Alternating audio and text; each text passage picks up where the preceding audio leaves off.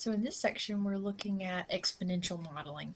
And if you recall back in section 8A, we talked about exponential growth and decay, and we had a very, like I said before, rudimentary way of calculating values for exponential growth and decay. Now you're going to get this nice, more efficient formula to use and hopefully alleviate any kind of questioning where's she getting that formula from, even though I was just using a previous formula that we had back in Unit 1. So to, recap of what we did before, if you remember back in 8A, we had that exponential growth for the city of Mapleton. Whereas where every month it was gaining a 10% from previous, it was gaining 10% of the previous month population. So the initial population of the town was 5,000. 1 month later, it had the 5,000 plus the 10% that it had gained. So we remember in the notes we multiplied it times 1.1, 1.10, same thing. So, and then the next month you multiplied the 5,000 times 1.1, which was a value 6,050. Then you multiplied that times another 1.1. Could you go along with the fact then that 1.1 times 1.1 could be more simply written as 1.1 squared? Then you take the previous answer, that 5,000 times 1.1 squared, and multiply it times another 1.1. Again, I've got 1.1 squared times 1.1. That would be 1.1 cubed, because the rule is when you multiply, you add your exponents. So this is being raised to the second power. This one's being raised to the first power. So when you add the 2 and the 1, you get the third power. So the population, then we could predict then after any number of months would be that initial population times 1.1 to the t, where t represented our number of months here. So a way to get that formula for ourselves is down here in the box.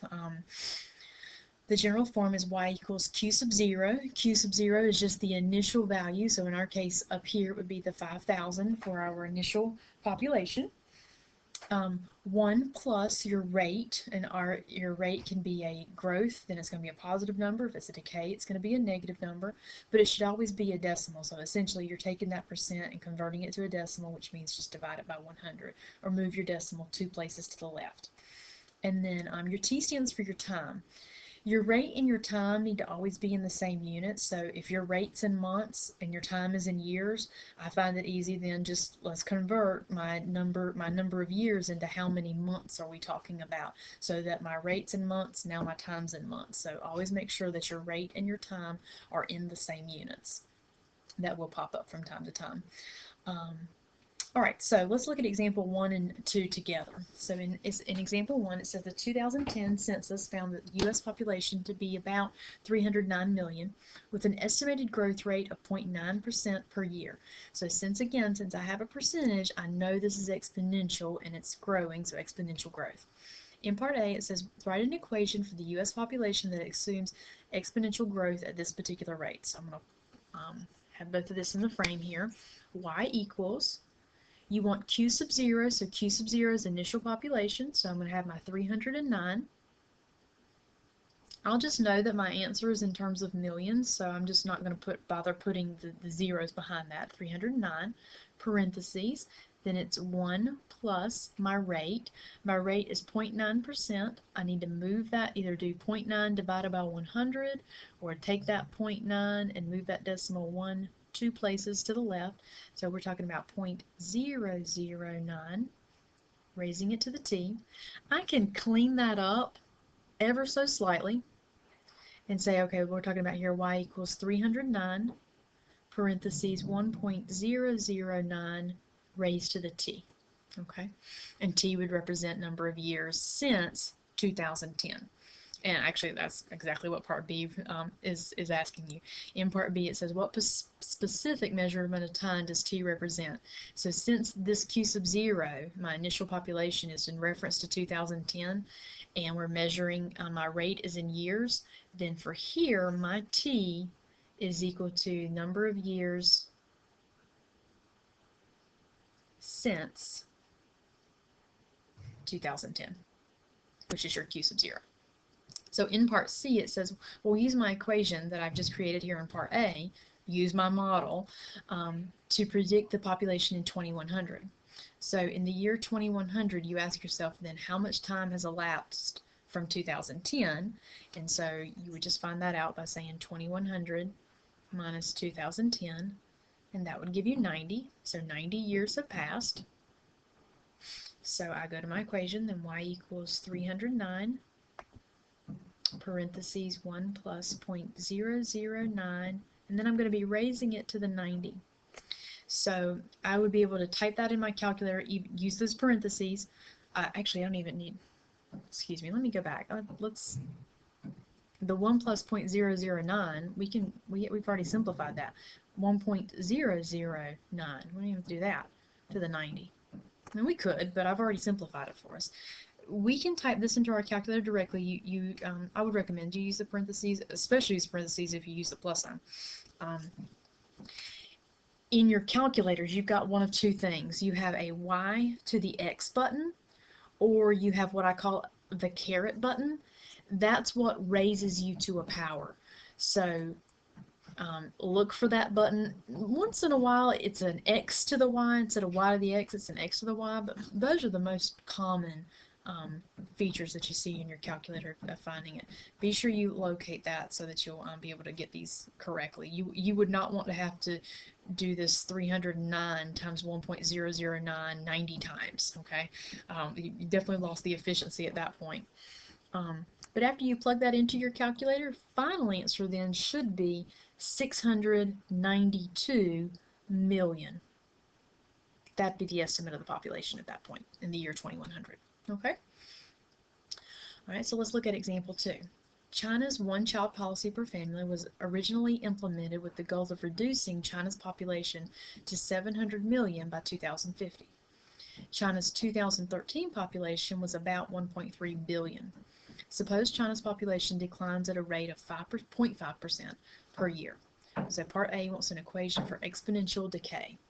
So I'm going to go to y equals initial population. That's the 1.3 billion. Again, I'm not going to put all those zeros behind it. I'm just recognizing, okay, that's in billions. That's part of my formula. It says since this is declining, I'm going to put a minus.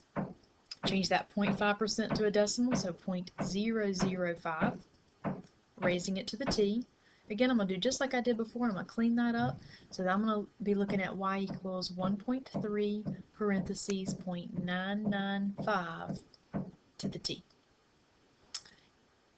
Now part B says, okay, what does this t represent in this particular equation? T represents here the number of years since 2013.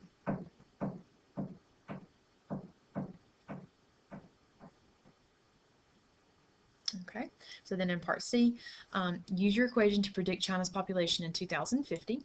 So I need to figure out how many years have elapsed from 2050 to 2013. So I first do 2050 minus 2013, and you would find that to be 37 years.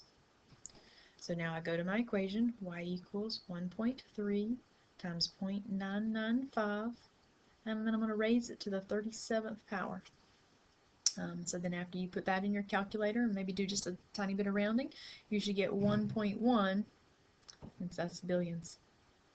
So no, unfortunately they did not meet their goal because their goal was to get it down to 700 million. So 1.1 billion obviously has not met that goal. We'll flip it on over to the next page. I'm not going to work through much on this page. Essentially, it's just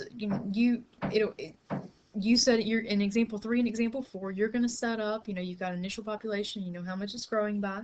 You're going to set up your equation. You're going to make a little table, and then you're going to plot the data.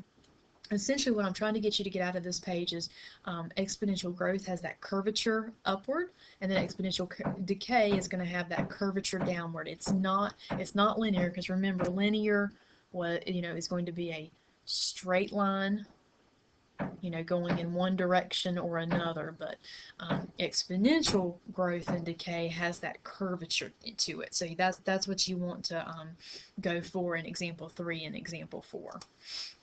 So I'm going to let you work through those. I think by looking at the answer key that you'll be good to go with those. So let's flip it over to the last page.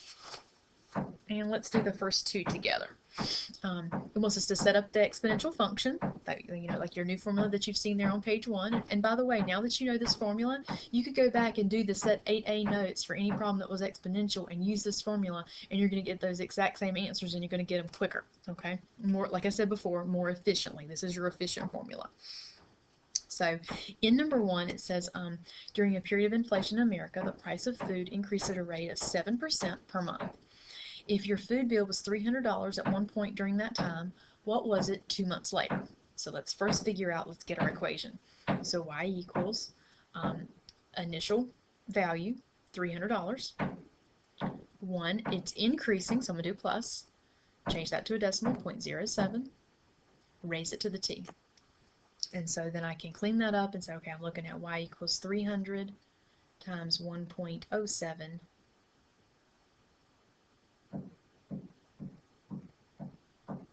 to the t. Sorry about that. Then we want to figure out in t here, a couple of things to note. Here, you notice here that your percentage is in months. Your rate is in months, so that means my time, they're asking me my time in months. If they had said this time 2 years, I would need to convert those 2 years into 24 months because my rate was in months. Here, since my time is in months, they're asking me a monthly time and my rate is in months, then I'm good to go. I'm going to let t equal 2, and after I plug that 2 in for my t there, I should get $343.47. Okay, and that'd be my final answer. All right, and then let's look at number 2. It says the population of a town in 2010 was 71,426 people. It's decreasing at a rate of 2.4% per year. Determine the population of the town in 2016. So, figure out my formula. Y equals initial population, letter 71,000. It's decreasing, so I'm going to use a minus sign. 2.4%, 0.024, raising it to the t.